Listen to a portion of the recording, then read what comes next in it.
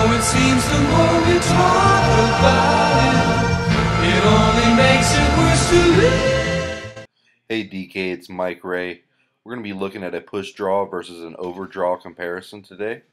First one we'll look at here is the overdraw. You'll see the ball starting close to your line and curving left away from the target. Now the lowest handicappers are always going to curve the ball towards the target with an effective push draw, or a ball that starts to the right of their target line and curves left softly without crossing the target. Now we're going to look at both of your swings back to back. The first here, I believe this was on 14, a nice push draw from you. I slowed it down and zoomed in on it. Sorry about the club getting out of frame there. Now we're going to look at your tee shot here on 15. This was the pull draw or overdraw that we were discussing. I think you were trying to hit a cut there. So we'll look at some of your still images here with some lines. And I want you to take note of a couple things.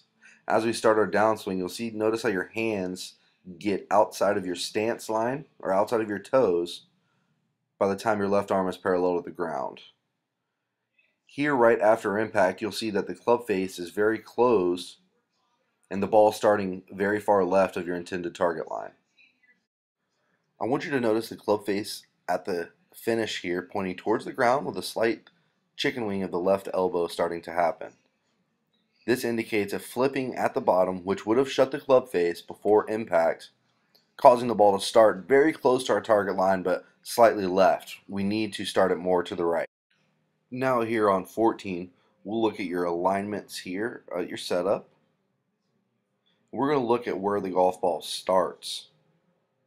I want you to notice at the bottom how the golf ball starts farther to the right and staying out to the right, and we'll see that you kind of hold the club face off at the end, causing the club face to stay more open than the previous pull hook, which means the ball will start further to the right and curve less to the left.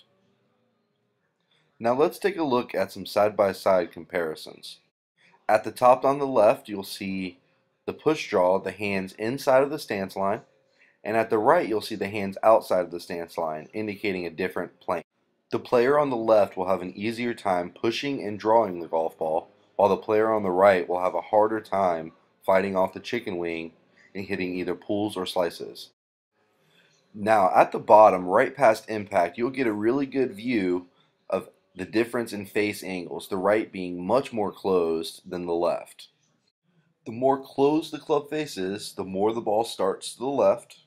The more closed the club face is to your path, the more the ball will curve to the left.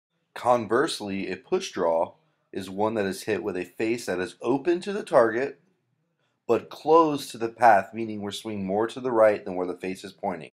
I know this can seem a little confusing, but the better your knowledge of your ball flight laws, the better you will be able to diagnose and self-correct on course.